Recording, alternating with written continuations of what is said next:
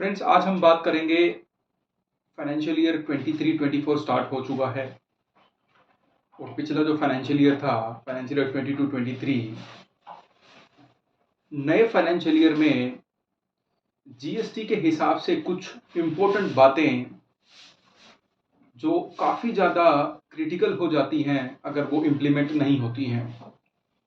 तो ऐसा कहें कि कुछ छोटी बातें हैं लेकिन काफ़ी ज़्यादा इम्पोर्टेंट बातें हैं। पहला इशू है कि अगर आप एक्सपोर्ट ऑफ गुड्स या सर्विसेज करते हैं तो उसके दो तरीके हैं, या तो आप एलयूटी पे एक्सपोर्ट करें या फिर आप with payment of IGST export करें। अगर आप एलयूटी पे एक्सपोर्ट करते हैं तो जो रेलिवेंट रूल्स हैं, रूल 96 कैपिटल ए, उनके हिसाब से आपको लेटर ऑफ अंडरटेकिंग एक्सपोर्ट से पहले फाइल करना पड़ेगा। तो 23-24 में जो भी आपको एक्सपोर्ट करना हो उसकी एलयूटी आपको फाइल करनी है before actual export of goods और सर्विसेज। तो आप अपनी एलयूटी फाइल कर लें, पहली इंपॉर्टेंट बात। दूसरा इंपॉर्टेंट एस्पेक्ट है इनवॉइस को लेके। 22-23 में आप इनवॉइसेस जनरेट कर रहे थे, 23-24 में भी आपको इनवॉइसेस जनरेट करने हैं, लेकिन जो सीरीज होगी उसमें प्रेफरेंस आपको ये रखनी है कि आप एक नई सीरीज स्टार्ट करें जो बिल्कुल कॉन्जिक्यूटिवली सीरियली नंबर्ड होगी और मैक्सिमम जो उसके कैरेक्टर्स होंगे वो होंगे 16 कैरेक्टर्स, यानी 16 कैरेक्टर से ज़्यादा का आपको इनवॉइस का नंबर नहीं रखना है और कॉन्जिक्यूटिवली सीरियली नंबर्ड आपको इनवॉइस की सीरीज रखनी है। मैं आपको एक एग्जांपल देता हूँ कि कुछ लोग ऐसे रखते हैं, उनका जो ऑर्गेनाइजेशन का नेम है फॉर एग्जांपल ओमैक्स, सो लिखेंगे ओमैक्स स्लैश 23-24 स्लैश 001। अगर वो कुछ लोग एक्सपोर्ट के लिए डिफरेंट सीरीज रखते हैं, डोमेस्टिक के लिए डिफरेंट सीरीज रखते हैं, तो ऐसा भी अलाउड है लॉ में। ऐसी कोई प्रोहिबिशन नहीं है कि आप डिफरेंट या मल्टीपल सीरीज नहीं रख सकते हैं।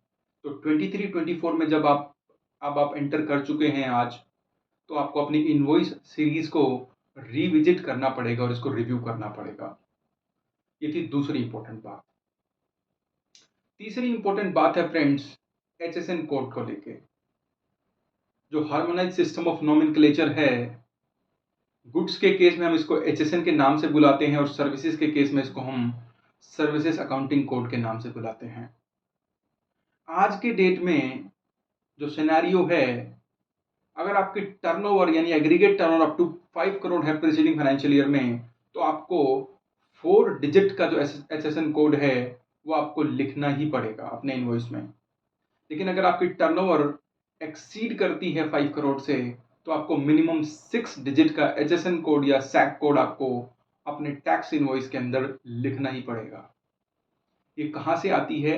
ये नोटिफिकेशन नंबर 78/2020 डेटेड 15 अक्टूबर 2020 की नोटिफिकेशन, आप इसको रेफर कर सकते हैं। इस नोटिफिकेशन में ये क्लियरली बताया गया है कि 4 डिजिट या 6 डिजिट कब कब आपको मेंशन करना है। फ्रेंड्स, उसके बाद एक न्यूली इंट्रोड्यूस्ड कॉन्सेप्ट था ई इनवॉइसिंग का। ई इनवॉइसिंग आज की डेट में मोर देन 10 करोड़ जिनकी एग्रीगेट टर्नओवर है, उनके ऊपर 1 अक्टूबर 2022 से इंप्लीमेंट ऑलरेडी हो चुकी है। नए फाइनेंशियल ईयर में आपको ये देखना है कि कहीं आप ये जो नए प्रोविजंस थे इसका नॉन कंप्लायंस तो नहीं कर रहे हैं। अगर आपकी टर्नओवर 22-23 में 10 करोड़ से ज़्यादा हो गई है, तो आपको ई इनवॉइसिंग स्टार्ट करनी है फ्रॉम 1 अप्रैल 2023।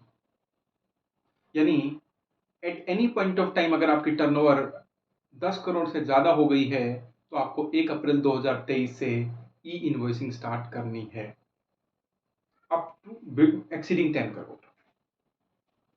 उसके बाद हम बात करेंगे कि इनवॉइस के ऊपर सिग्नेचर या डिजिटल सिग्नेचर कब नहीं लगाना है। अगर आपके ऊपर ई इनवॉइसिंग एप्लीकेबल है और आप ई इनवॉइसिंग के साथ इनवॉइस जनरेट कर रहे हैं, तो आप मैनुअल सिग्नेचर ना भी करें तो चलेगा, डिजिटली उसको साइंड ना भी करें तो चलेगा। तो इंपॉर्टेंट बात है कि अगर ई इनवॉइस इनेबल्ड इनवॉइस है तो आपको सिग्नेचर करने की कोई ज़रूरत नहीं है। ये एक ऑलरेडी ऑथेंटिकेटेड इनवॉइस है। गवर्नमेंट के जो IRP पोर्टल है वहाँ पे ऑथेंटिकेटेड है। जो लास्ट चेंज है वो डायरेक्टली GST से पर्टेन नहीं करता। ये उनके ऊपर एप्लीकेबल होगा जो प्राइवेट लिमिटेड या लिमिटेड कंपनीज हैं, और ये चेंज है ऑडिट ट्रेल का।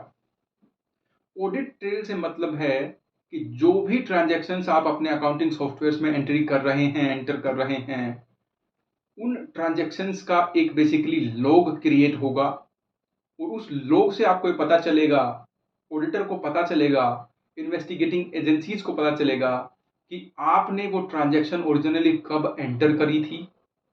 उस ट्रांजैक्शन में आपने उसके बाद कोई टिंकरिंग या कोई मॉडिफिकेशन तो नहीं करी। उस ट्रांजैक्शंस को आपने कोई डाउनवर्ड तो नहीं मॉडिफाई किया, अपवर्ड तो नहीं मॉडिफाई किया, आपने कोई बैक डेट में जाके एंट्री तो नहीं करी। वो सारी बातें ऑडिट ट्रेल के माध्यम से जो ऑडिट लॉग बनेगा उससे पता चल जाएगा। ट्रांसपेरेंसी के हिसाब से काफ़ी ज़्यादा इंपॉर्टेंट कॉन्सेप्ट है, काफ़ी ज़्यादा नया फीचर है, जो कि 1 अप्रैल 2023 से लागू हो चुका है already by the suitable notification of ministry of corporate affairs. तो फ्रेंड्स, ये कुछ चेंजेस थे GST से रिलेटेड, और एक चेंज था कंपनीज एक्ट से रिलेटेड जो 1 अप्रैल 2023 से इंप्लीमेंट हो चुका है। I hope you have enjoyed this video. Thank you so much for watching this. Have a nice day.